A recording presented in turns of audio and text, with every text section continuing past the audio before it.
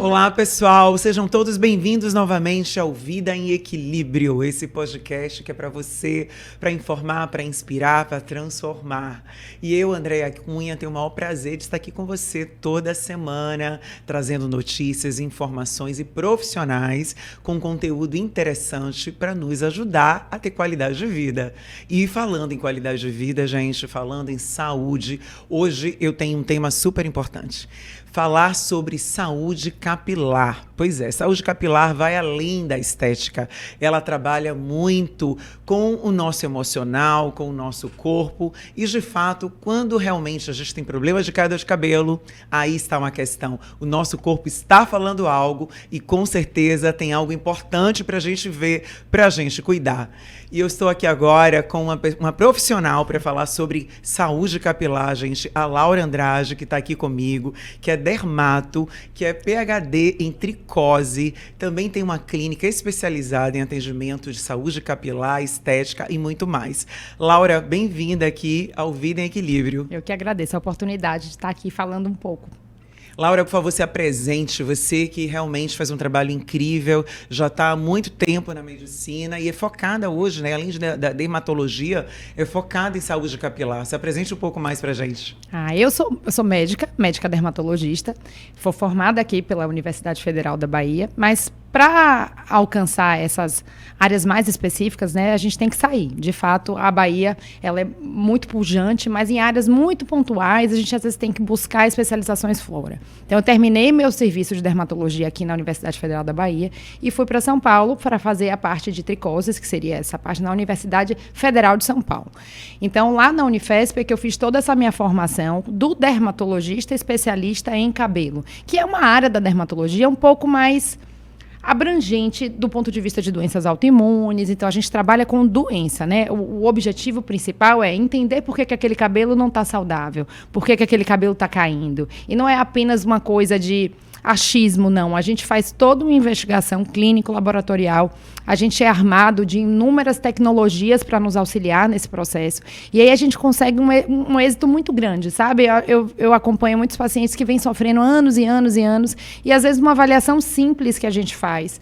Claro, minuciosa, mas rápida, a gente consegue dar o diagnóstico e acabar, vamos dizer assim, com aquele problema que vem acompanhando o paciente, às vezes desde a infância, da adolescência, às vezes da idade adulta. Então, eu acho que a dermatologia, com esse foco em cabelo, é uma coisa relativamente nova, mas que já tem se consolidado na cidade. Hoje eu sou preceptora do ambulatório de cabelos e unhas, que fica no Hospital Santa Isabel. E lá a gente tem toda essa parte de ensino, né, dos novos dermatologistas. Então, hoje o dermatologista não precisa sair da sua cidade de formação para buscar esse tipo de informação. Na época eu tive que ir para o Canadá, a gente fez um fellowship, que a gente chama de... É como se fosse um internato em cabelos na Universidade de Toronto. Então foi algo assim fantástico para mim, ter tido toda essa vivência nessa área e hoje poder colaborar com os meus colegas dermatologistas que estão em formação. Nossa, muito bacana isso, né? Porque isso só nos ajuda. Pois porque não tem uma mulher que não tenha problema, né? Que passe, pelo menos, por um período de queda de cabelo, né? E existe realmente, assim, eu acredito que no seu consultório é uma procura muito grande. Eu acho que a palavra, né, a frase mais dita é: doutora, meu cabelo está caindo. E existe vários porquês, né? Então, assim, a gente tem ali a questão rápida do cabelo, que eu sei que tem ciclos de queda de cabelo, mas também tem problemas muito mais sérios, né, doutora? Muito mais que vem realmente acontecer com a queda maior. E quando é que é isso realmente é sério, quando é muito grave e quando é a rotina daquele ciclo capilar? Qual a diferença disso? Eu gosto de falar um pouco assim, de forma analogia, né? Então, o cabelo ele vai ter fases. Especialmente na mulher, ele vai ter um tempo de crescimento muito longo. Tem mulheres que vai ter tempo de crescimento de 12 anos. Então, você vê aquelas pessoas com cabelos muito longos. E tem aquelas pessoas que não. Vão falar, nossa, doutora, meu cabelo não cresce. E tudo bem. A fase anágena, que seria essa fase de crescimento, ela pode variar de 2 a 12 anos. Então, tem gente que vai ter uma fase anágena curta. Então, o cabelo realmente não passa muito do ombro. E tem aquela pessoa que não, que se deixar, o cabelo desce e fica muito comprido. Então, essa fase, ela pode ser interrompida por por fatores externos. E é isso que normalmente gera essa queda que traz o paciente no consultório. Então, essa queda mais marcante, mais sofrida, que o paciente realmente acha que está perdendo o cabelo inteiro, ele normalmente vem por questões exógenas que interrompem esse ciclo. As mais comuns, assim, seriam pós-infecciosas, pós-cirurgias de grande porte, pós certos medicamentos. Então, durante a nossa avaliação dermatológica, a gente tem que fazer um papel de detetive mesmo. Então, a gente vai conversar com o paciente, sua queda começou exatamente em que mês? E daquele mês, vamos voltar 3 meses atrás. Porque se o ciclo capilar, para ele mudar, ele precisa de um tempo. O cabelo, ele está preso. Ele precisa se modificar anatomicamente para ele conseguir soltar. Esse processo de modificação anatômica leva 90 dias. Então, o que é que ocorreu há 90 dias atrás? E isso que é esse túnel do tempo que é tão difícil. O paciente, às vezes, acha que é aquele shampoo que ele está usando agora. Sim. E, na verdade, tem a ver com a medicação que ele tomou há 90 dias atrás para uma dor de coluna. E acredito que até fatores emocionais também, né? Hormonais devem ter aí essas consequências também. Exatamente. Aí, pronto. Aí, quando a gente vai tentando examinar o que ocorreu naquela época, tem os fatores de exclusão. Claro que existem patologias, medicações como hormônios que podem entrar e interromper esse ciclo. Então, basicamente assim, você tem que olhar para o passado para tentar entender o que está ocorrendo com o cabelo no presente. E uma vez que a gente entra no caso, a gente só consegue, de fato, entregar algum resultado 90 dias para frente. Então, eu não consigo entregar para o paciente imediatamente. Mas se ele for paciente, de fato, a gente consegue ter um resultado bem bonito no médio prazo. É isso. Qual é esse médio prazo que vocês dizem assim? Quanto tempo ele dura esse tratamento?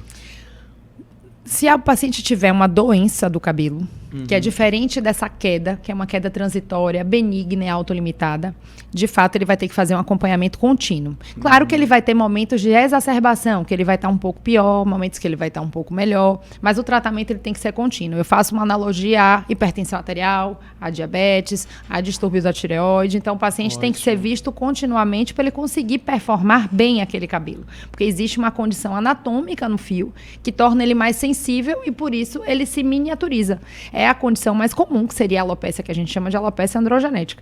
Então, ela comete 80% dos homens e 40% das mulheres. É algo muito prevalente. Sim. Então, muitas vezes o paciente está achando que o cabelo está caindo, mas, na verdade, ele não está caindo. Ele está miniaturizando. E isso a gente consegue, através de instrumentos e exame clínico, diferenciar com certa facilidade. Então, se o motivo que ele acha da queda é uma miniaturização, o tratamento é crônico e contínuo.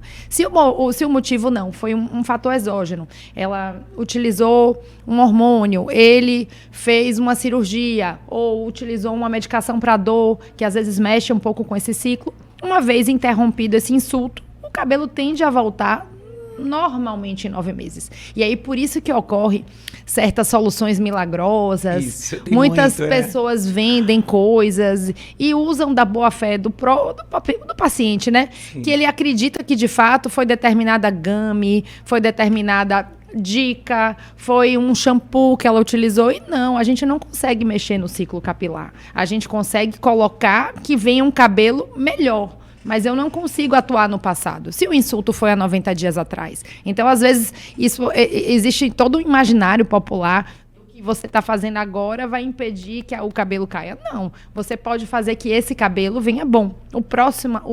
A nova leva de cabelo, né? Que seria e assim. O cabelo, ele modifica depois de um tempo, a questão de idade? Eu acredito que sim, né? Principalmente períodos de hormônio, né? Que uma queda de hormônio, com certeza deve modificar o fio, né? Com certeza. A gente estima que a partir dos 45 anos seria uma idade cronológica que você passa a experienciar o processo de envelhecimento capilar. Claro que não vai ser para todo mundo 45. É algo mais ou menos essa média de 5 anos para frente ou 5 anos para trás. Mas é bem marcante. Então, assim, o paciente, ele nasce, né? Vai ter aquele primeiro ciclo capilar do bebê carequinha. Aí ele vai ter aquele cabelo da infância, que normalmente é um cabelo que cresce bem, que é cheio. Aí normalmente entra a adolescência. Aí você vai entender como é que esse cabelo performa com os hormônios. Porque no processo da adolescência, a gente vai entender se esse cabelo melhorou, se esse cabelo piorou com os ciclos hormonais da mulher, ou com a presença do hormônio masculino no homem, né? Como é que ele se comporta frente a esse cabelo. Então, tende a ter uma adolescência um cabelo cheio, um cabelo assim, muito cheio muitas vezes. Também, né? E que dá trabalho, um cabelo difícil de domar. Quando ele chega na idade adulta, por volta dos 25 anos, meio que se estabelece o cabelo da idade adulta. Então, hoje eu atendo muitas meninas muito jovens que vêm e trazem inúmeras fotos. Olha como era o meu cabelo. E ela, na verdade, está trazendo um cabelo dela de 15, 16 anos, que não necessariamente vai corresponder ao cabelo dela da idade adulta. O cabelo, ele vai modificando, tanto em espessura como tempo de crescimento. Quando esse período de 25 e 45 seria esse cabelo da idade adulta. É um cabelo que vai ter uma relação muito com o seu estilo de vida, com o que você come, o que você faz. E quando chega ao período da senescência, e que eu digo que para o cabelo é muito breve, né? Já está chegando aos 45 anos, é muito próximo. Ele passa a ter realmente uma supressão de um hormônio que é muito bom para o cabelo, no caso das mulheres, que é o estrógeno, e isso alinha muito com esse período de menopausa. Então, é muito comum as mulheres na menopausa sofrerem muito com o cabelo. Então, hoje, a grande parte das minhas pacientes são mulheres menopausadas, porque a maioria das vezes ela tem um cabelo cheio na idade adulta. Quando experiencia a menopausa e os tratamentos da menopausa, ela passa por um desaparecimento. O cabelo desaparece. Não necessariamente é uma queda violenta, nada assim, mas o cabelo ele vai minguando, vai ficando sem volume, sem brilho, o crescimento muda, ele fica mais frágil, ele parte. Então, e isso dá desespero em qualquer mulher, né? Porque já é um momento muito crucial de autoestima, né? Então, assim, muitas modificações no corpo, mal-estar e tantas coisas. E se você não procurar ajuda, né? Que eu acho que, assim, o mais importante é você estar fazendo um acompanhamento médico. Porque aí o médico vai te ajudar em todos os sintomas, inclusive no cabelo. Então, eu acho que esse atendimento integral, multidisciplinar é muito importante, né? O dermatologista olhando as questões de pele, cabelo, colágeno, o endócrino olhando as questões hormonais, assim como o ginecologista, porque aí essa mulher vai ter uma menopausa muito mais tranquila. Com certeza. E esse apoio é importante, porque ela vai estar nutrindo, né? Tanto nutrindo por dentro, nutrindo o seu emocional, nutrindo o cabelo também. Nesses casos, então, e tem como a gente socorrer, vamos chamar assim, né? Essa mulher que está na menopausa, ou essa pessoa que precisa dessa ajuda, através de medicamentos, seria isso, ela também teria que ter um comportamento também, né? Teriam hábitos novos para ser adquirido, e novos comportamentos, que eu digo assim, porque a gente tem mulher, principalmente, usa muita escova, né? Seca o cabelo, então a temperatura, acredito que contribui muito para a queda, demais, né, doutora? E principalmente o ressecamento. Então, essa mudança, né, além de ter um processo de alimentação, você também tem que ter um comportamento diferente perante a isso? Sim, eu acho que a melhor palavra é o equilíbrio, né? Então, o cabelo, ele gosta de equilíbrio. Então, qualquer coisa, por exemplo, uma dieta que o americano gosta de falar, crash diet. Então, aquelas dietas muito restritivas, né? Vai ter um impacto no cabelo muito ruim, tanto do ponto de vista estrutural, como do ponto de vista de queda. Então, no momento atual que vivemos, essa questão das canetas emagrecedoras e tudo era outro isso... ponto que eu ia te perguntar. A influência disso. Nossa, isso pra gente que trabalha com isso, tá sendo assim um caos. Então, assim, pessoas que nunca experienciaram nenhum problema com o cabelo, perdendo peso muito rapidamente, e a gente às vezes via isso em cirurgia bariátrica, mas não frente a uma medicação de tão fácil uso, né? Às vezes o paciente utiliza de forma, às vezes, autônoma, e nem imagina que isso pode acontecer. Mas então, acontece, então, nos casos de uso das canetas, a queda de cabelo? Pense assim, não é exatamente a medicação que leva à queda de cabelo, mas sim o emagrecimento. Então, é uma causa conhecida de perda capilar aguda, emagrecimento rápido. Tanto emagrecer rapidamente, como engordar rapidamente. Então, as duas moedas podem dar queda, mas hoje, no momento atual, é muito mais comum essa questão da queda, né? Entendo. Então, o paciente, ele perde 20, 15 quilos num período de 4 semanas, o cabelo, ele é um anexo. Ele sente, com certeza. O corpo pensa, ele é um bom gestor. Ele pensa assim, nossa, eu tenho uma célula com uma taxa metabólica muito alta como o cabelo. Eu vou desligar quem? Eu vou desligar o cabelo ou a medula óssea produzindo sangue? Então, ele desliga ele começa prontamente. A atacar, né? E salvar o que importa. Salvar o que importa, porque ele imagina que aquele indivíduo está evoluindo com uma carência mesmo, né? Que não está uma carência nutricional. Então, eu acho que nesses momentos, o que você tem que pensar é que tem que ter saúde. Claro que a gente entende que a obesidade é um problema de saúde pública, que tem todas as questões envolvidas, mas, assim, não pode emagrecer sem saúde, né? O paciente, ele tem que estar acompanhado nutricionalmente, tem que fazer uma dieta rica em todos os aspectos, de nutrientes, de proteína. Eu falo muitas vezes assim, a paciente, especialmente a mulher mais velha, ela tem uma dificuldade de lidar com proteína, não quer comer proteína, é pouco palatável. Sim. É comum você ter uma hipocloridria, é como se você não conseguisse digerir tão bem o que você digeria antes. antes. Então, ela o metabolismo, passa... ele tá mais lento, de fato, né? E então é uma mais coisa difícil. mais difícil de comer mesmo. Então, quando você vai ver, você come bem, você come... o que é que você come de proteína? A maioria delas come muito pouca proteína. Então, não vai sobrar para o cabelo. O corpo está preocupado em produzir articulação. Ele não está preocupado em produzir cabelo. O cabelo é o extra do extra. É o brilho, é o toque a mais. É o supérfluo. Então, se a gente não está focando muito nessa alimentação, de ter um aporte proteico adequado, o cabelo nunca vai estar na prioridade do corpo. E é a mesma coisa dos outros nutrientes, né? Então, eu acho que é muito importante esse equilíbrio de fazer atividade física também. Inúmeros estudos científicos mostram que se você fazer 30 minutos de atividade física por dia, seu cabelo melhora. E não é à toa, é porque reduz o cortisol, que é um hormônio relacionado ao estresse. Você fica menos inflamado, porque você reduz o percentual de gordura corporal. Você tem uma atividade externa produzindo vitamina D. Você é uma pessoa mais feliz, porque a gente sabe como mexe com o humor a questão da atividade física. Então, assim, o cabelo, ele gosta de você feliz. Ele gosta de você saudável, né? Se cuidando, né? E eu acho que é por isso que tem todo esse imaginário popular. Quando alguém perde o cabelo, assim, é muito impactante. Então, a gente tem doenças autoimunes do cabelo que elas têm índices de qualidade de vida equiparados a pacientes que estão vivendo uma quimioterapia. Então, o paciente, na verdade, está bem, vai viver, não tem nenhum problema de saúde crucial. Ele tem uma doença autoimune que impacta no cabelo, então, muitas vezes, ele evolui com a perda capilar total. E, para ele, essa perda capilar total é tão impactante como um paciente que está fazendo uma quimioterapia. Então, porque existe esse julgamento do outro, de olhar para você e você não ter sobrancelha, você não ter cílio, você não ter cabelo, algo muito errado. Você percebe muito rápido, né? O cabelo é algo que, na parte estética, você realmente percebe o tipo do cabelo, se tá com queda. Eu acho que é um grande impacto. Eu acho que dente e cabelo, né? Isso. A pessoa consegue marcar muito a presença com essa Exatamente. questão. Então, quando não tá bem, aí a vaidade da pessoa e sentimento de que não tá bem. Né? Porque muitas vezes vai alguém te julgar por isso. É por isso que você não tá fazendo, ou você não faz isso direito, ou você... E às vezes a pessoa tá tentando fazer o melhor. Ele acha realmente, muitas vezes orientado que aquilo era o melhor para ele. E, na verdade, não era por aí. Era um outro caminho que ele devia tomar. Ele, às vezes, tem uma doença mesmo e não está sendo diagnosticado. É uma coisa que a gente experiencia todos os dias e em todas as classes sociais. Porque hoje eu tenho a oportunidade de atender pacientes com acesso a qualquer tipo de intervenção e trabalho também no sistema público de saúde, vivenciando mulheres com as mesmas questões. E quando eu falo mulheres e homens também. Eu ia até te perguntar, existe hoje uma procura e um problema maior com as mulheres com homens, com essa questão de queda, saúde capilar? No meu serviço, ambos os serviços que eu trabalho, eu percebo que às vezes os homens que frequentam o nosso serviço são homens vaidosos com cabelo. Eles não necessariamente são vaidosos no todo o resto. Sim. A questão dele é cabelo. Porque muitas vezes é um filho de uma pessoa careca, é o único da família que não perdeu o cabelo.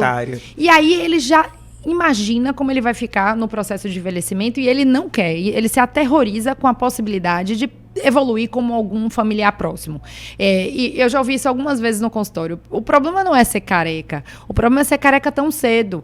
Eu não queria ser careca aos 22, aos 21. É difícil para mim ter confiança para poder arrumar um emprego, para ir para minha faculdade, para me relacionar, entendeu? Então, essa coisa do cabelo realmente dá uma quebrada no paciente quando ele não está se sentindo 100% bem com o cabelo. Nesse caso, especificamente do homem, né? Que ele já vem com essa condição familiar, né? Com essa, vamos dizer assim, essa hereditariedade já. Sim. Existe como ele trabalhar para poder, pelo menos, ter pouco mais de tempo, né? Muito. Tipo, alongar isso para não tão cedo, né? Deixar mais tardio ou não? Ou ele consegue até parar, nesse caso, não ter esse problema? Existem medicamentos que a gente chama que são medicamentos modificadores da história natural de doença. Sim. Então, o paciente, se ele não for tratado, ele vai evoluir de uma maneira. E se ele for tratado e manter o tratamento, que eu acho que esse é o grande desafio, porque eles estão até dispostos a tratar, mas por um tempo. Eles não entendem, às vezes, que a doença é crônica. E que enquanto ele for um homem rígido, que vai ter níveis muito altos de testosterona, a gente estima isso que em torno dos 55 anos corre uma andropausa. Então, às vezes eu converso com esses rapazinhos que chegam para mim no consultório com 18 anos, eu falo assim, é uma decisão muito difícil, mas eu preciso que para você manter o seu cabelo, você deve tratar até os 55 anos, no mínimo. Então é constante esse tratamento. ele é crônico. E esse é o desafio. O grande desafio da gente, assim, os dermatologistas, eles não têm dificuldade de diagnóstico, não têm dificuldade de saber qual é o remédio. A nossa dificuldade é que o paciente faça o tratamento. Porque a aderência é crucial. E ele tem que ser para sempre. E o cabelo acaba sendo atropelado por outras questões. Às vezes você tem uma questão gastrointestinal, você vai ter uma outra questão de ortopédica. Larga tudo, esquece desse cabelo. E aí, quando ele quer correr atrás, eu não consigo colocar ele onde ele parou. Eu vou colocar ele já não pior. é o suficiente, né? Não, porque ele perdeu aquele fio inicial que ele tinha, veio um novo fino, e para eu melhorar um fino, não é a mesma coisa de eu manter um fio bom que ele tinha antes, né? Existe diferenças de quedas de cabelo e quedas de fio? É a mesma coisa? Quando a gente estava falando sobre os métodos de calor, acabou que eu não terminei. Então, eu acho que é importante para a gente diferenciar queda de quebra. Isso. Então, a queda é o que algumas vezes o paciente chega para mim e fala: eu tô com aquela pontinha branca no fio. Aquele é um fio telógeno. Em outras palavras, para mim que sou especialista na área, eu entendo. Esse cabelo demorou 90 dias para se soltar. Se ele se modificou e fez essa bolinha branca, nada mais me diz que o insulto que fez essa queda foi posterior. Quando o paciente chega para mim com aquele... Mas significa que é um pouco mais saudável do que o normal ou que ruim? O processo fisiológico foi respeitado. Sim, então é um processo natural do próprio ciclo do cabelo. Do próprio do ciclo. Então foi algo que entrou no ciclo, interrompeu e o cabelo caiu. Quando o paciente chega, às vezes, com aquele cabelo, eu tenho que examinar de um a um. E é comum, eu recebo sacolas e sacolas de cabelo. Nossa. Tem pacientes que mandam pelo correio. E eu adoro, eu tenho um microscópio, eu olho com todo carinho. Fio, ele pode te trazer um resultado diferente? A gente faz essa análise, a gente tem um exame que a gente faz que chama tricograma, justamente para avaliar a haste, né? Então, às vezes, eu preciso avaliar como o cabelo está dentro da pele e como é essa haste. Tem pessoas que nascem com alterações primárias de haste, que fazem o cabelo partir, por exemplo. Então, a grande diferença ele está partindo porque ele tem uma alteração genética que faz partir, ou não, é uma mulher que usa muito secador, que ela faz progressiva e ela faz luzes. E seca o cabelo todos os dias com um secador muito quente, faz escova, usa a escova giratória. Então, existem esses danos de haste externos que promovem a quebra, que é completamente diferente da queda. Então, quando a gente faz essa avaliação, a gente acaba vendo cada questão, porque o paciente, ele chega lá, meu cabelo está caindo, mas às vezes ele não sabe, está caindo ou está quebrando. E aí, muitas vezes, ele já começou a tentar corrigir, colocando alongamento e fazendo inúmeras técnicas que existem hoje, que aí vão gerar mais um problema, que é a alopecia tracional. Então, acaba que é muito comum o paciente ter 3 questões. Às vezes, ele tem um dano de haste, ele tem uma alopecia e ele tem um dano externo, que seria uma alopecia tracional. Nossa. E a gente tem que, nesse equilibrista, eu brinco, eu falo assim, eu faço uma redução de danos. O que é mais importante para você? Ser lisa, ser loura, ser... A vaidade, até que ponto ela pode pesar em relação à saúde, né? O que a gente pode negociar aí? Sim. O que é inegociável? E o que é negociável? Então, dentro do negociável, eu trabalho, porque eu não estou ali para julgar, eu estou para ajudar. Claro. Então, eu nunca vou ser aquele profissional que vou falar, você fez isso, você fez aquilo. Não, de jeito nenhum. A gente quer, isso é importante para você, você precisa disso. A maneira da gente reduzir um pouco o impacto do que você está fazendo é esse caminho. Você topa, mas é contínuo. Não dá para você parar, tem que ser contínuo, porque na hora que você parar, você vai perder tudo que você ganhou. E eu acho que essa é a grande dificuldade do cabelo, que é a aderência. A questão do alimento também, ele é tão... A gente comentou aqui, você trouxe que o alimento também, a alimentação é importante. Demais. Mas, por exemplo, pessoas que não comem carne, né, proteína, ela tem uma grande ela tem mais probabilidade de perda de cabelo e até a questão da anemia, por exemplo. Bom, são 2 temas bem importantes. Então, quando eu penso que cabelo é proteína, quanto maior o aporte proteico que eu tiver, melhor o meu cabelo vai estar servido. Não necessariamente pacientes vegetarianos, veganos, eles vão ter queda de cabelo para isso. Sim. Mas frente a uma queda de cabelo por questões exógenas, ele vai ter um pouco mais de dificuldade de construir um cabelo tão bonito e tão brilhoso quanto. Ele pode conseguir? Pode, mas às vezes um volume, é isso que eu falo, tudo é volume. Às vezes a pessoa vai comer uma média de 10 gramas de proteína por refeição. 10 gramas de carne é pequeno, é fácil. Agora, 10 gramas de tofu, 10 gramas para você colocar a proteína no tofu para dar 10 gramas. É um volume de brócolis. Sim. Então, é uma quantidade que não é real. Então, por mais que o paciente tente, ele precisa de um apoio nutricional. Então, às vezes eu falo, eu sou vegetariano, você precisa de um nutricionista que garanta que você tenha o aporte proteico adequado para o seu tamanho e peso. Porque não vai ter cabelo... Seria carne vermelha o ideal ou não tem essa proteína assim tão específica? Eu digo, a carne vermelha ela é muito mais fácil de você conseguir essa proteína.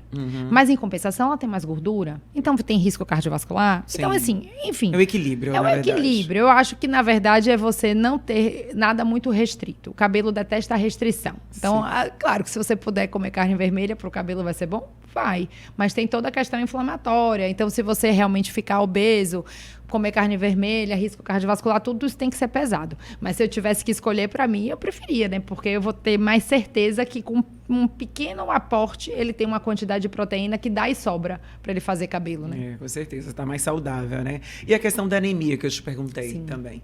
Como é esse caso? A anemia é uma coisa que até entre os dermatologistas existe esse ruído. Então, assim, alguns pacientes chegam para mim, o meu problema do meu cabelo é porque eu tenho ferritina baixa. Então, isso é uma coisa que a gente ouve constantemente em consultório. E hoje tem respostas científicas, então isso não é a minha opinião pessoal, não. São meta-análises mesmo, faz análise de inúmeros estudos científicos para achar esse número de ferritina que teria uma relação ou não com queda de cabelo. E a conclusão é que você tem que estar com uma ferritina dentro dos valores de referência. Não necessariamente é 40, 70, 90, como volta em meia, você vê uma veiculação de mídia, ou até de colegas mesmo que falam. Não, você tem que estar dentro do valor de referência, com hemoglobina normal e hematócrito normal. E você saber que você tem acesso a comer, né, ferro. Que às vezes que eu falo, a carne vermelha tem muito mais ferro. Mas você pode fazer uma suplementação tem os externa. legumes também, que são bons em suplementação. Exatamente. Então, assim, a anemia vai dar queda? Vai. Mas tem que ser uma anemia verdadeira, é uma hemoglobina baixa, é um paciente que realmente tem uma perda. E às vezes o que eu falo com o paciente, eu faço uma investigação bem grande. Aí ele fala, minha ferritina tá baixa. Eu falei, não é questão que ela tá baixa, mas eu não quero que ela caia, porque para seu cabelo não emendar uma queda na outra. Porque às vezes você vai se recuperar desse processo, que foi pós-cirúrgico, pós-parto, pós-suspensão de anticoncepcional, mas você tá planejando em fazer uma dieta, e nessa dieta você decide que não vai comer carne vermelha. E aí você já tem um ferro meio limítrofe. Sim. E aí como é que eu vou garantir que você vai ter ferro suficiente para fazer sangue e para fazer cabelo? Então, assim, a gente tem que estar sempre equilibrando, mas eu não gosto de colocar grandes culpados, sabe? Eu gosto de fazer essa análise bem direitinho, ver se ele tem alguma carência. Quem são os que têm carência? Normalmente bariátrico. É isso, que a cirurgia bariátrica cai muito, né? Ou pacientes que têm doenças inflamatórias intestinais, que têm doenças desabsortivas. Então, a questão do intestino também é super importante por essa questão do cabelo. Cada dia mais. Porque o intestino, quanto mais ele estiver infeccionado por alimentação, não estiver bem, claro, ele vai gerar acidez, vai ter vários problemas e vai também atrapalhar essa questão do cabelo e vai ter queda.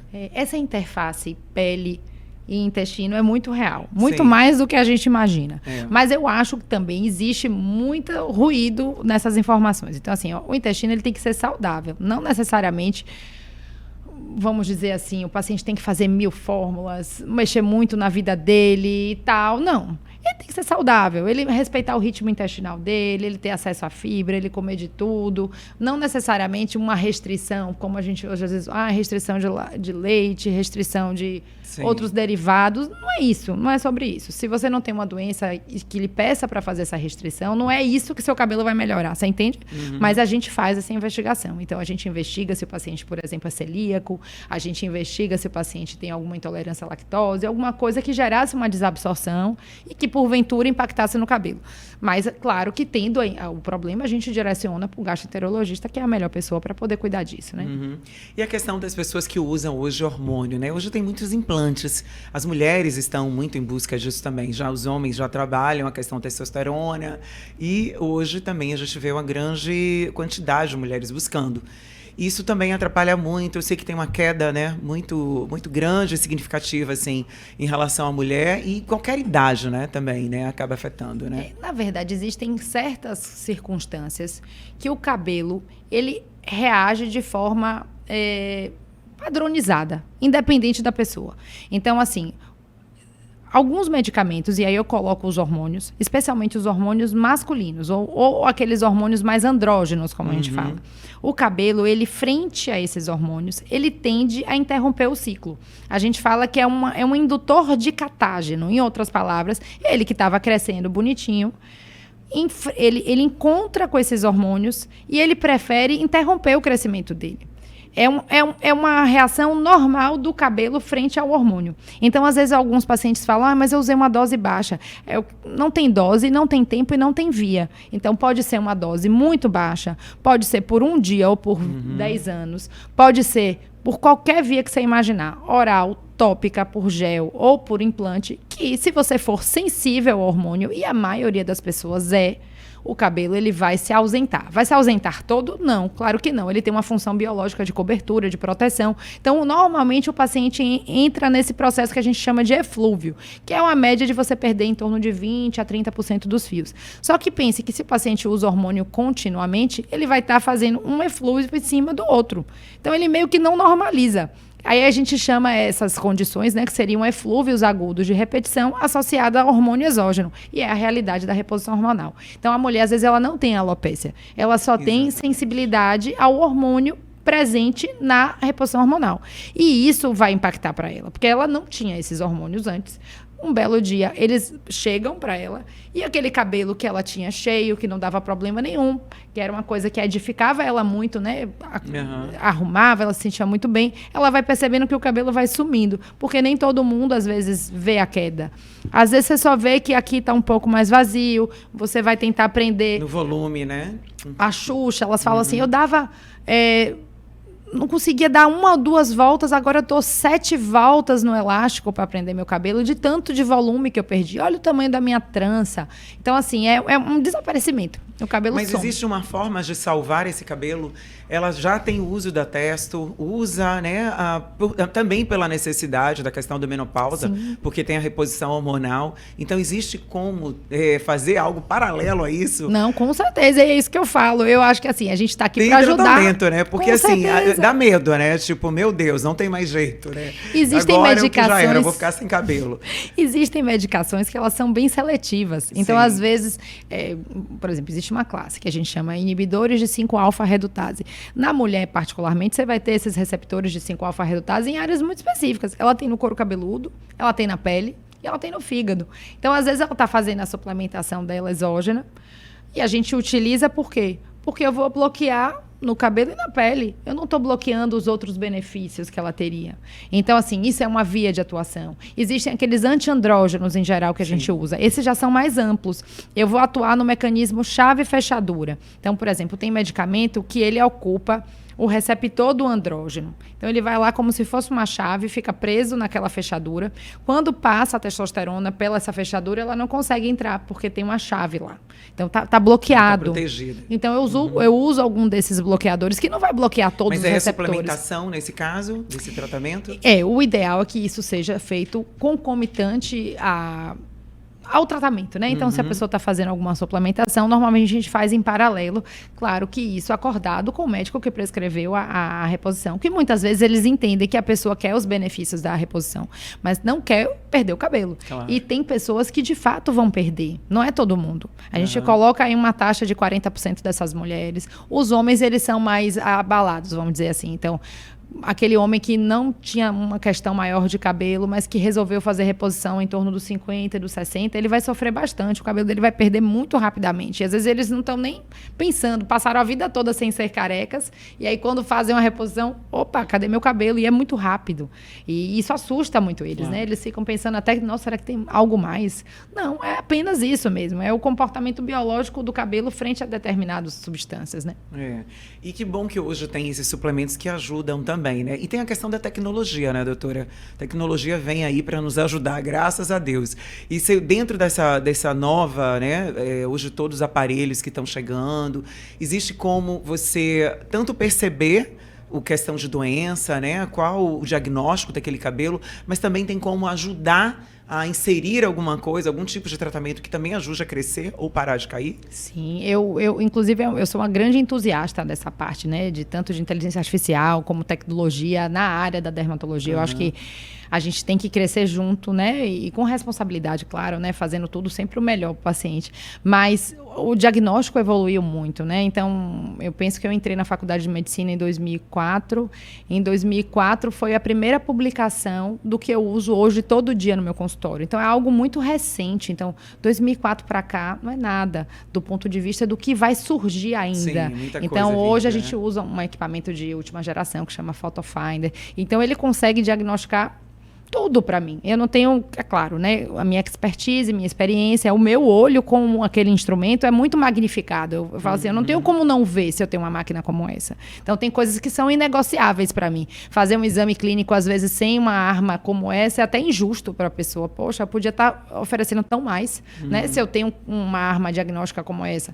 Tem armas antigas que eu falo. Então, um microscópio óptico, às vezes, dá muitas informações com a gente, com um exame antigo, que chama tricograma. Então, isso a gente já consegue dar um diagnóstico para o paciente. E durante o tratamento, eu uso muito a parte tecnológica para poder trazer conforto, para trazer uma aderência. Eu acho que o paciente, quando ele está comprometido com o cabelo dele, ele precisa desse reforço, sabe? De ir no consultório, ser avaliado, ser examinado e tratar o cabelo dele de forma bem assertiva, né? Eu acho que dá um resultado estético tão bacana que ele consegue, muitas vezes, continuar. Porque o grande problema é que se ele vai lá na consulta, eu prescrevo o tratamento e ele volta com 6 meses, tanta coisa ocorre em 6 meses. Às vezes, quando ele está fazendo o tratamento dele continuado e acompanhado com a gente renova a fé, né? Então, todo mês ele vai lá, ele reforça a vontade dele de se cuidar e aí o cabelo dele vai crescendo e depois fica muito mais fácil ele tomar esse remédio, por exemplo, até os 55 anos. Sim. Do que uma coisa que eu prescrevo, aí ele volta daqui a 5 anos, às vezes. E isso todo dia acontece. E o tratamento, então, ele vai assim, precisa ser todo mês que as pessoas precisam voltar ou em 3 meses tem épocas assim específicas? Depende da que patologia. Você dá durante, né, um período de tratamento que ele faz em casa e depois ele volta com o tempo? Eu sempre falo, o principal tratamento é o tratamento de casa. Mas muitas vezes o paciente, por diversos motivos, não deseja fazer. Seja por efeitos adversos, seja por medo. É uma coisa muito vasta, assim, os motivos pelo qual o paciente às vezes não quer fazer o tratamento mais fácil. Aí, uma vez ele não querendo, a gente tem essa oportunidade de ajudá-lo, né? Se você não quer esse tratamento, a gente tem outras opções muito tranquilas e tecnológicas para poder te ajudar, e você vai conseguir restaurar o seu cabelo de forma lenta, paulatina e saudável. Só que você tem que manter em casa. E essa é a minha grande luta. Não adianta eu te entregar o cabelo que você queria e você tocar fogo nele 3 meses depois. Né? Vai ter que é o equilíbrio. Ele tem que manter. O tratamento ele é. E esse é o grande desafio para todo dermatologista que atua nessa área de cabelo. É trazer o paciente para o problema. Às vezes ele não tem tantas coisas que ocorrem, ele não consegue, às vezes, priorizar o cabelo frente a outras coisas, né? Pensando nas quedas de cabelo mais comuns que seriam associadas a essas alopécias. Agora, quando vem doença autoimune, são doenças muito complexas, que as intervenções elas não são tão bem-vindas. Então, acho que essa grande diferença do dermatologista é encarar as doenças do cabelo. Às vezes parece uma queda de cabelo banal e a gente, com um olhar, com uma magnificação, a gente consegue ver que existe uma doença autoimune nesse paciente, a gente faz a biópsia, a gente confirma isso e aí o tratamento é completamente diferente. E não pode fazer intervenção. Eu acho que o mais incrível é isso, porque se você tentar tratar tudo igual, não vai dar certo. É muito individual. Então, cada pessoa vai ter uma doença, cada um vai ter uma abordagem, e é muito importante esse diagnóstico. Porque se ele passa a vida toda fazendo inúmeras coisas aleatórias, sem um diagnóstico preciso, ele não vai ter sucesso. Agora, em relação ao Covid, acredito que muita gente, né, deve ter se queixado com queda de cabelo. Pelo menos eu ouço algumas pessoas que tiveram Covid e falam que tem esse sintoma de sempre estar caindo o cabelo.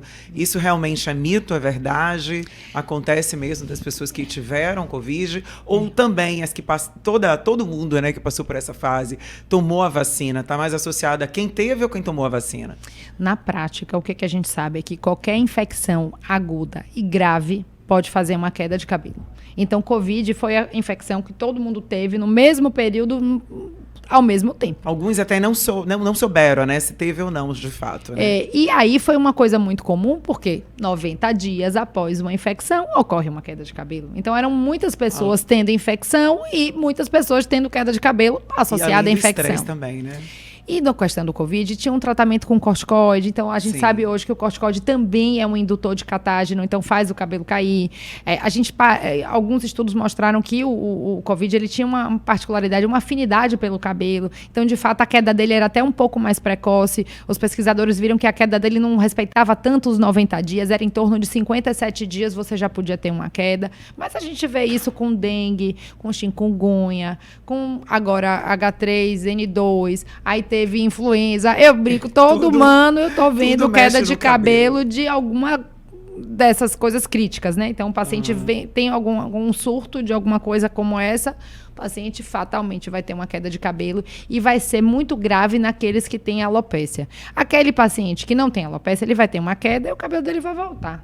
Agora, aquele que tem alopécia, não. O cabelo meio que afina, perde crescimento, parece transparências. E aí, por isso que o diagnóstico é importante, porque ele tinha um tempo muito exíguo para tratar e ter um resultado bom. Quando ele vem já numa fase muito devastado, a gente vai conseguir algum resultado? Vai, mas não é a mesma coisa do que se tivesse sido tratado num período crítico. Começo, né? Existe uma idade assim ideal ou independente da idade para começar esse tratamento? Já que você fala dessa questão desse prazo, né, do fio que ele ainda tá bom, que o fio não tá tão envelhecido. Depende da doença, né? Cada caso é um caso. A gente atende muita criança, porque as doenças autoimunes do cabelo acometem muita criança. Então, hoje a gente tem muito, tanto no nosso ambulatório, que seria o ambulatório de ensino, como no consultório privado, a gente atende criança e, assim, são resultados muito lindos, assim, criança responde bem, mas não deixa de ser uma doença crônica que começou na infância. Então, esse é o grande desafio, né? Você tem um problema de cabelo desde a infância, você encarar um colegial sem cabelo, isso hoje, assim, é uma das coisas que mais mexe com o meu coração, assim, é essa bandeira dos pacientes que têm doença autoimune, que precisam ter acesso às medicações. Hoje tem medicação com toda a legislação aprovada e eles têm muita dificuldade de acesso, porque são medicações de alto custo. Sim. Então, acaba que isso, assim, é uma coisa muito séria que tem que ser olhada. Outras seriam, alguns medicamentos têm que ter idade para começar. Então, para outro tipo de alopécias, a sugestão é que só trate os homens a partir de 18 anos, porque algumas medicações podem interferir no processo de masculinização. Sim. Então, para aquele homem ter barba, para ele ter gogó, para ele ter caracteres sexuais. Pode contribuir, né? Tem mais. Pode diminuir. Então, você tem que esperar ele ter. Então, às vezes, o paciente... No caso das mulheres, é o contrário. Ela pode ter, né? Masculinizar, se ela utilizar hormônio. Mas, no caso do tratamento, ele não impede. Mas, no homem muito jovem, você tem que evitar, porque ele tem que alcançar certos caracteres sexuais para ter um aspecto masculino, né? Então, a gente tem que esperar. Isso no homem. Na mulher, nem tanto. Na mulher, eu posso ir um pouco mais precoce. Ela normalmente atinge esses caracteres cedo. Então, eu não tenho muita preocupação de tratá-la desde cedo. Então, acho que uma queda da mulher tem que ser avaliada logo. No homem, 18, 17 anos, vale a pena realmente já pensar em alguma coisa, especialmente se tiver uma doença na família, né? Você já fez assim, o pai careca, avô careca, tio careca. Já é necessário olhar, né? Se começou a cair ali por volta de 17, 18 anos, ele pode modificar a história de doença dele. Às vezes ele não vai ser careca se ele começar a realmente tratar cedinho.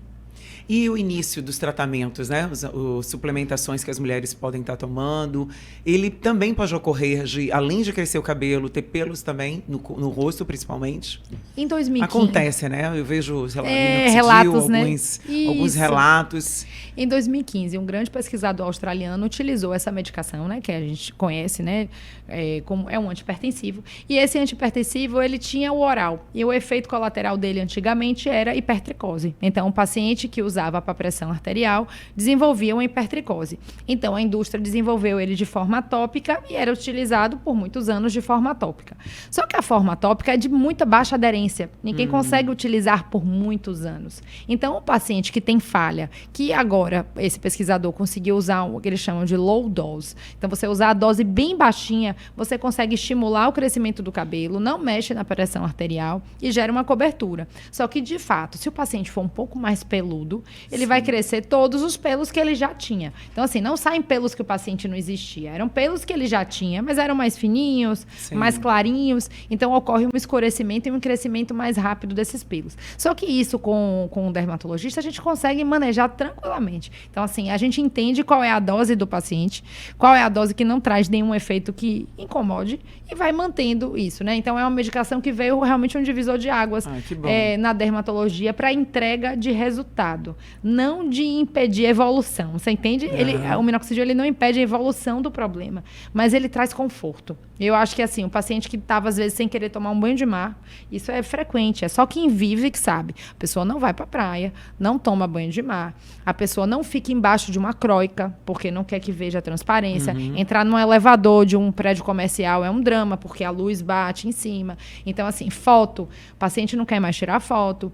Então, isso o minoxidil entrega muito bem. E isso eu acho que é muito importante ser avaliado caso a caso se há indicação. Né?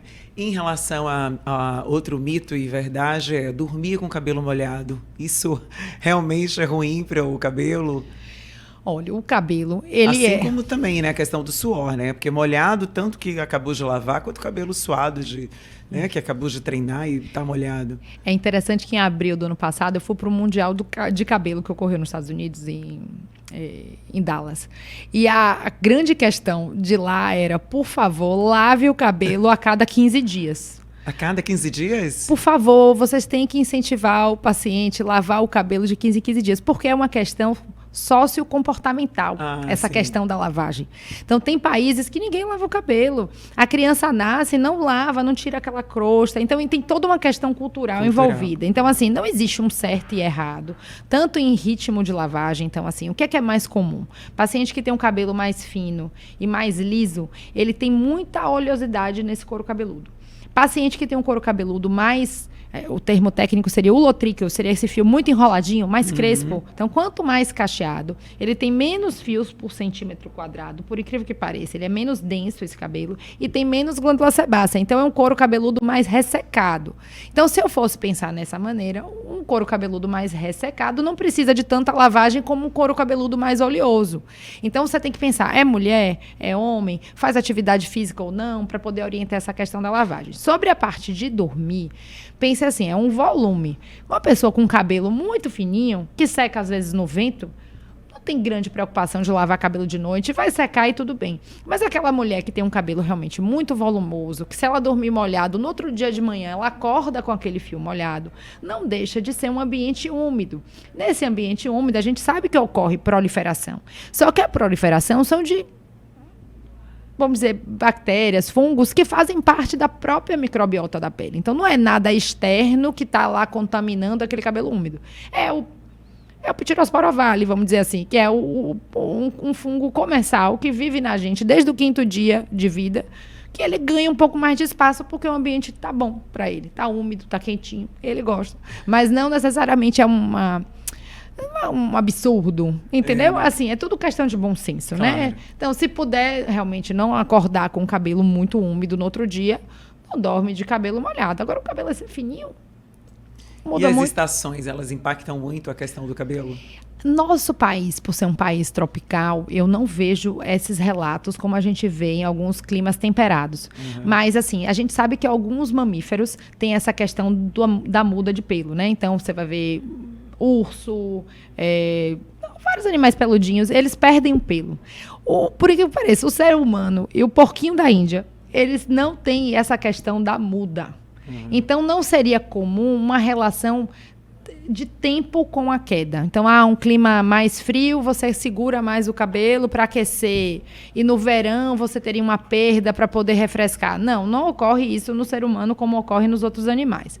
Mas a gente entende que existem questões relacionadas à radiação UV, que podem gerar um pouco de queda. Então, se o paciente, por exemplo, vai para uma praia, sai de lancha, queima o couro cabeludo todo, é comum gerar uma inflamação e ter uma queda. Mas não é necessariamente pela estação do ano, é pelo dano solar ao couro cabeludo. Mais ou menos isso. Calor, né? De repente, com certeza você vai suar A mais oleosidade cabelo, pode aumentar um pouco, isso. mas uma oleosidade causada por um calor não é suficiente para dar uma queda. Agora, eu percebo que em alguns ambientes, realmente, o meu cabelo muda. Por exemplo, aqui em Salvador é mais úmido. Então, o meu cabelo ele se comporta de um jeito. Quando eu vou para São Paulo, meu cabelo se comporta de outro jeito. Tem muita gente que Parece gosta. que ele fica mais trabalhado, né? É muito engraçado. A questão da umidade vai mexer com frizz. Sim. Então, mais ou menos, isso tem relação com carga eletrostática. Não necessariamente com queda, com quebra, entendeu? Sim. Nosso cabelo é cheio de cargas eletrostáticas. Se você fizer qualquer experiência Claro, infantil, você vê.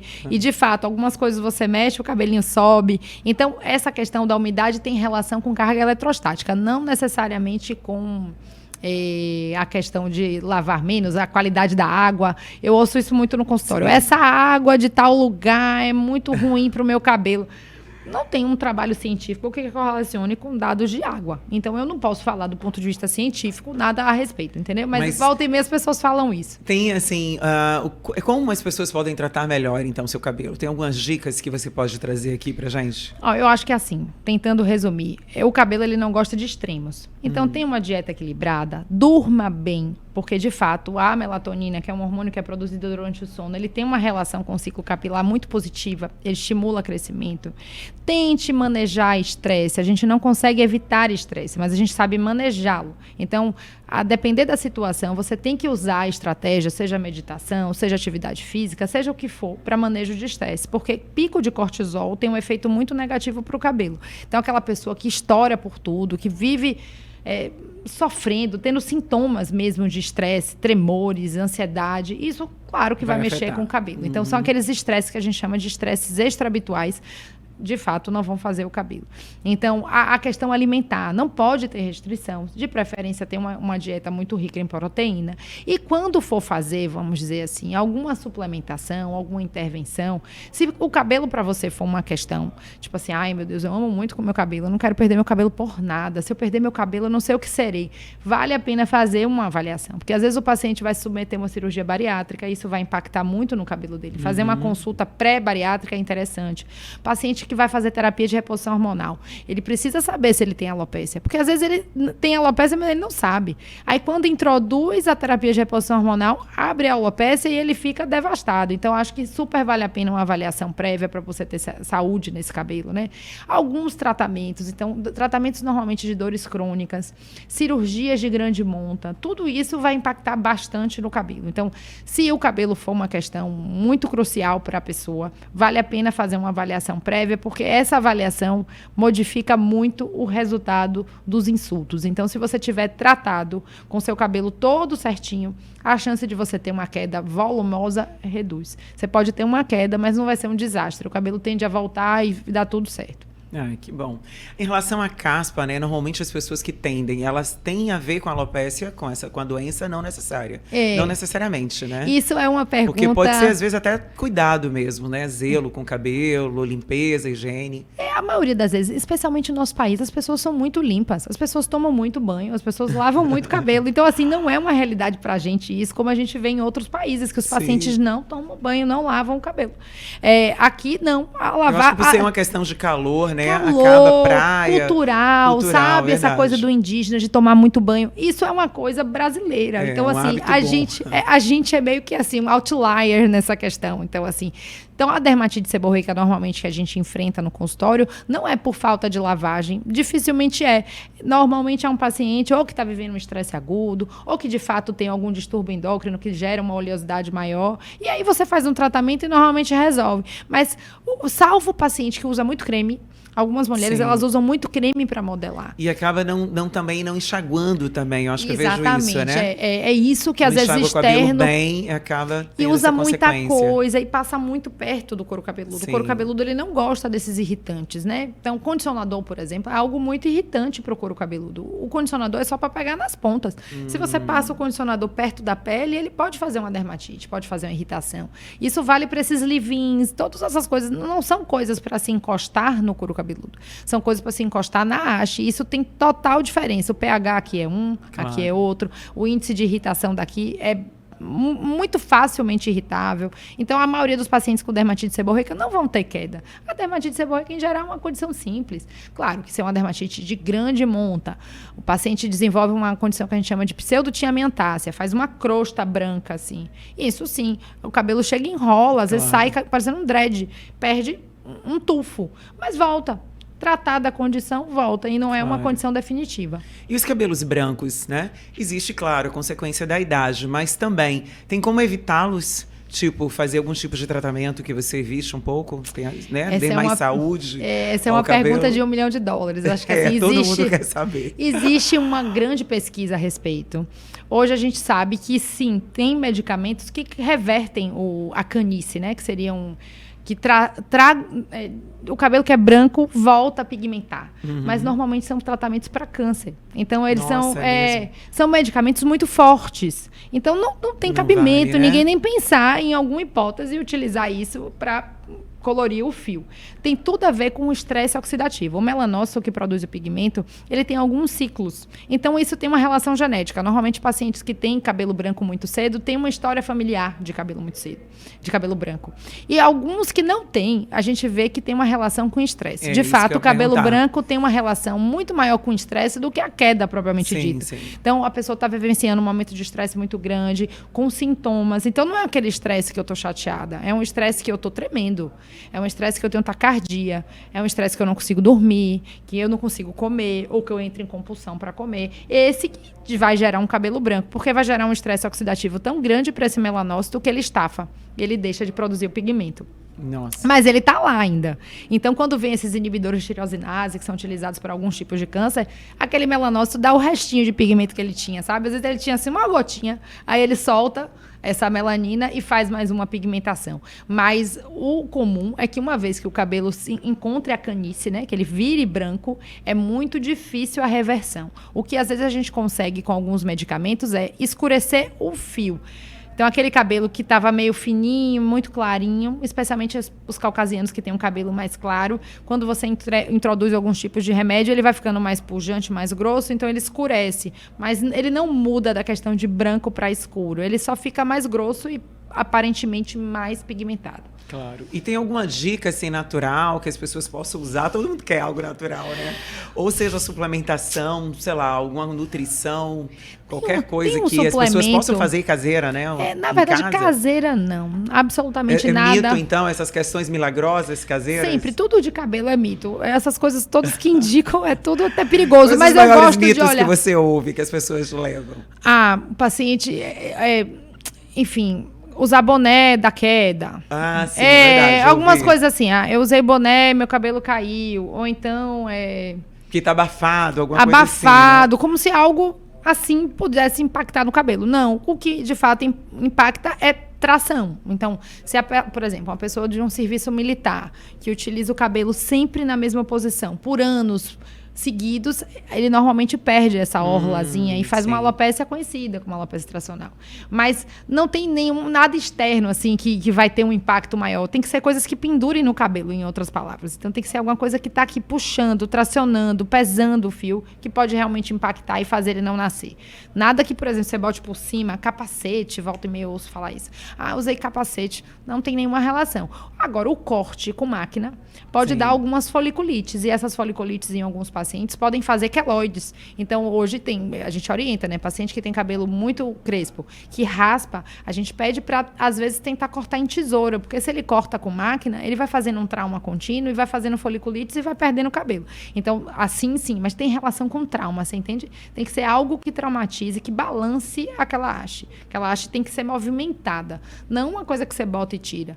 Uma prisilinha, por exemplo. Eu já vi uma paciente que a vida toda prendia o cabelo do mesmo jeito. Ela desenvolveu uma alopécia na área que ela colocava a prisilha no mesmo local. Paciente com cabelo muito grande, que não consegue ficar com o cabelo soco, prende e bota uma prisilha aqui. Ela desenvolve uma alopécia na área que ela coloca a prisilha. Mas tem uma relação com peso e tração. Não necessariamente nada, nenhum milagre, nada que... É tudo muito ciência. Cabelo é bem científico. Ele não é assim... sensível a esses modismos, não. Né? E aí você vê que a gente tem um monte, né? Um monte de crença, a gente acredita que tanta coisa vai atrapalhar o cabelo e cada vez mais você mostra que tem a ver realmente com o comportamento, né? Com a forma que a gente tá, com a saúde. Cabelo é saúde, além da questão, claro, a estética, ele vai aparecer bonito ou não, de acordo com o equilíbrio que você tá dando para sua alimentação, como você falou, né? O cuidado do seu corpo, o sono. Então, gente, cada vez mais aí cuidar de cabelo é cuidar da sua saúde, é cuidar da sua qualidade de vida. Está muito associada. Agora, doutora, muito bom falar sobre isso. Sim, continue. Eu quero também dicas a mais. Não, você perguntou de uma curiosidade, que aí eu me lembrei. De fato, alguns anos atrás, alguém trazia alguma coisa sobre aromas. E a gente, como médico, às vezes muito incrédulo, falava, não, óleos, aromas... Essenciais, óleos essenciais? Inicialmente, eu incrédula e muitos especialistas imaginavam que não tinha nenhuma relação. Mas, recentemente, um grande pesquisador da Inglaterra, ele descobriu que existe, sim, uma sensibilidade ao nosso folículo a certos aromas. Então, foi uma pesquisa dupla, né? Um australiano descobriu que existe receptor olfatório dentro da pele do cabelo e não tinha muito sentido. Para que você ia ter um receptor olfatório no cabelo? E depois, um tempo depois, outro pesquisador, utilizando essa pesquisa do outro, viu que, sim, alguns aromas podem impactar negativamente no cabelo. Se é para trazer inflamação ou para fazer queda. Então, de fato, essa questão anterior, que às vezes alguém... Então, se faz queda, algo pode fazer crescimento também, né? Então, a gente ainda está engatinhando nessas pesquisas, mas é uma coisa relativamente recente, que a gente antes achava que era a maior bobagem do mundo, e hoje não. Eu acho que, de fato, esses aromas, esses óleos, podem ter algum impacto, tanto positivo como negativo. No momento, só sabemos que algumas determinadas fragrâncias têm um impacto negativo, inclusive do ponto de vista de doenças autoimunes. Mas, em geral... Você está liberado para usar um shampoo cheiroso, não tem maiores problemas, não. Que bom. Agora, o shampoo, né? A forma que a pessoa vai escolher é o mais cremoso, porque tem alguns modelos, né? Não vou falar marcas, mas qual é o ideal para a gente manter no dia a dia? E é legal também lavar todos os dias? Pois é. Eu sempre tive essa dúvida, viu? Porque eu treino, aí eu digo, gente, hoje eu não vou lavar o cabelo, porque senão todos os dias vai acabar caindo. Sobre primeiro o aspecto do shampoo. A gente fala isso que tem uma relação direta com a experiência sensorial do consumidor. Sim. Na prática, todo shampoo é muito parecido. Ele vai ter um agente limpante, e ele vai ter um agente conservante, e ele vai ter um agente condicionante. Essa mistura é o segredo de cada empresa. Então, cada empresa vai fazer uma alquimia para dar algo que torne aquele shampoo com uma experiência ao consumidor agradável. Então, assim, shampoo que não espuma, para algumas pessoas é terrível. Então, é uma experiência negativa ao consumidor. Então, em geral, o shampoo que espuma muito é bom, especialmente para quem tem cabelo com oleosidade. Ele pensa que aquela espuma ali vai fazer grande diferença, mas existem como limpar aquilo sem fazer espuma também. Então, o shampoo perolado, a pessoa que está sentindo o cabelo ressecado, intuitivamente, ele vai preferir usar um shampoo perolado. Se ele está com o cabelo muito oleoso, ele não vai querer algo perolado, ele quer uma coisa transparente. Então, a indústria é muito safa no sentido de fazer algo, assim, um shampoo que atenda do ponto de vista comportamental ao que o paciente está querendo, o cliente está querendo. Então, essa parte de shampoo é uma coisa muito interessante. Então, eu gosto muito dessa área de cosmiatria capilar, é uma área que eu me interesso muito. E aí, o shampoo tem a ver relação com o seu ritmo de vida. Então, como você me pergunta, eu treino todo dia, eu posso lavar todo dia? A verdade, a lavagem é um dano para o fio. Então, quando a pessoa tem um cabelo que tem danos, seja quimicamente tratado, faz progressiva, seca, tem luzes, você tem que poupar um pouco o seu cabelo da lavagem. O que é diferente do seu couro cabeludo. Seu couro cabeludo, por mais que você... ele precisa ser lavado mais do que sua haste. Então, não é raro eu falar para o paciente usar um produto no couro e outro produto nas pontas. Porque, de fato, ele tem uma dissociação entre a raiz e as pontas. Então, pessoas que treinam muito podem lavar o cabelo todo dia? Podem, mas não com um shampoo muito limpante. Porque se você... Aquela pessoa que desenvolveu o shampoo muito limpante, ela fez um shampoo pensando que você está lavando uma vez por semana. Então, ele vai agir, às vezes, como um detergente. Ele vai desengordurar e vai ressecar muita haste. Se você lava todo dia, não tem tanta sujidade assim. É quase mais para o seu alívio, é sensorial. Você quer se sentir refrescante, né? Então, você usa um agente com menos limpante. Hoje tem cremes de limpeza que tem esse papel. Então, você pode usar o que... Os cacheados muitas vezes usam essa coisa do low pool, que seria justamente para isso. É você limpar sem tanta... Pool seria espuma, né? Sem tanta espuma, sem tanto surfactante, que seria a substância que gera a limpeza, que gera o ressecamento das hastes. Então, é basicamente isso. Se você treina e quer lavar todo dia, pode, mas você não pode lavar com shampoo muito forte. Tem que usar shampoos mais suaves, shampoos para uso frequente. Não pode ser aquele shampoo bonitão, carão, que você comprou no salão, que é aquele shampoo carão, ele está considerando que você lava pouco, não é para você lavar todo dia.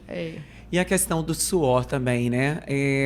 Quanto tempo, assim, as pessoas podem ficar com o cabelo molhado, suado? Não tem uma... Isso não prejudica o cabelo em nada? Nada. Pense que fisiologicamente nossa pele é preparada. Porque a impressão que dá para quem olha, de fato, é que o cabelo ele tá, né, carregado, sujo. Até algumas pessoas, como você disse mesmo, fica um pouco mais oleoso. Mas isso não prejudica o fio e couro cabeludo. É isso. Tem pessoas que têm cabelo extremamente oleoso e a pele não reclama. Então, ele não tem nenhuma dermatite, não tem eritema, não tem descamação, não tem nada. Mas ela se incomoda com o aspecto estético do cabelo oleoso. Então, às vezes, a gente pode atuar nisso. A gente vai diminuir um pouco a oleosidade desse couro cabeludo para que ela consiga não lavar 3 vezes ao dia. Isso ocorre com a gente no consultório. Paciente, eu não consigo sair de casa sem lavar o cabelo. Eu tenho que lavar o cabelo 2, 3 vezes por dia. Às vezes já tem um hábito, né? Tem gente que tem hábito. O homem mesmo lava toda vez que entra no banheiro. Seja 2, 3, 10, ele vai lavar o cabelo. Mulher não. Tem a questão de estar arrumada, tem a questão que foi no salão e quer evitar. Então, é muito assim. Você tem que ponderar. Existe uma doença, tem dermatite seborreica? Se sim, tem que lavar mais.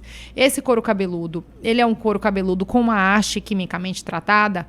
Não. Se o cabelo, por exemplo, for curto e ele não tem nenhuma química, esse paciente pode lavar o quanto ele quiser, claro. Não tem perigo nenhum. Você só vai poupar o cabelo para haste. Então, eu penso assim, quando você quer lavar muito, você tem que tratar a haste. Faça um pré-shampoo. Hoje existem várias substâncias vendidas comercialmente que você pode aplicar nas hastes antes de lavar. Eles chamam de pré-pool. Então, é um mercado vasto, assim. E eu gosto, porque eu sou entusiasta dessa coisa de cabelo, adoro, me interesso muito. Então, eu gosto de ver até dos apelos da indústria, né? Olha, tá falando que esse shampoo aqui é para couro cabeludo sensível. E quando eu vou olhar, tá cheio de sensibilizante. Então, assim, a gente tem que ter muito cuidado com o que a gente compra mesmo. Hoje tem vários aplicativos que ajudam. Você faz um escaneamento do rótulo e ele vai mostrar tudo que tem, nossa, se é legal, se não é. Isso é fácil de você baixar no seu telefone. E eles dão uma indicação, assim, né? Poxa, será que isso aqui que eu tô colocando na minha pele é saudável? Isso é bom, viu? Porque a indústria mesmo de cosmético é a que mais cresce no Brasil, muito, né? É então, a gente vê que tem aí... E nós, mulheres, adoramos também. A história que você disse do cheiroso, daquele que é mais perolado, macio. E às vezes a gente não tá fazendo tão bem pro nosso cabelo. A gente pensa que é saudável. Exatamente. E não é, né? E pra nossa pele. Eu acho que assim, a haste vai sofrer, mas eu digo, a haste corta e nasce. O pior é você fazer uma dermatite, é você realmente se sensibilizar, fazer uma alergia. É a mesma coisa com as tintas de cabelo. É tanta confusão. Tinta de cabelo pode realmente vir, depois de muito tempo de uso, pode acontecer. Isso é um processo de criar uma alergia, né? Um processo alérgico. A gente chama isso de dermatite contato secundária. Normalmente você precisa ter várias exposições para você desenvolver uma dermatite. E o composto que faz essa dermatite, a gente chama de etiletileno diodamina. É algo que é bem conhecido por nós. Mas essa dermatite, ela vai aparecer só no couro cabeludo ou ela vai pro corpo, na verdade? Já aparece na pele, né? A tendência é que ela surja em maior intensidade na área onde foi aplicada, mas não é raro que apareçam lesões fora. Então, mas não é normalmente a primeira vez. Normalmente o paciente se expôs mais de uma vez em um belo dia. Poxa, eu usei sempre essa tinta e agora está acontecendo. Mas claro que a indústria já tem produtos que não tem etileno diodamina. Então, você consegue hoje comprar uma tinta de cabelo que não tem esse composto. Só que aí o paciente, inocentemente, pensa o quê? Esse vai fazer bem para o meu cabelo. Não, ele só é para quem tem alergia.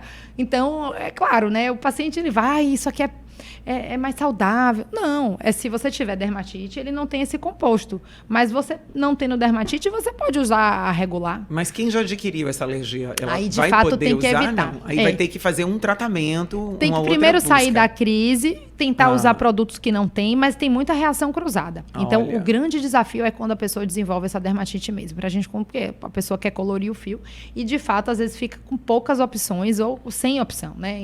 Mas é possível de tratar. Assim, é uma coisa interessante. Ô, Laura, eu quero te agradecer, porque assim, é tanta informação que eu fiquei mundo... assim, realmente muito bacana. Você vê como o mundo do cabelo, né? Ele é profundo, é incrível e tem tudo a ver com a nossa qualidade de vida, como tem, né? Tudo que você trouxe aí realmente tem a ver com comportamento, né? Que tem, dentro desse comportamento tem a nutrição, tem exercício, tem o sono, tanta coisa que a gente não imaginava, né?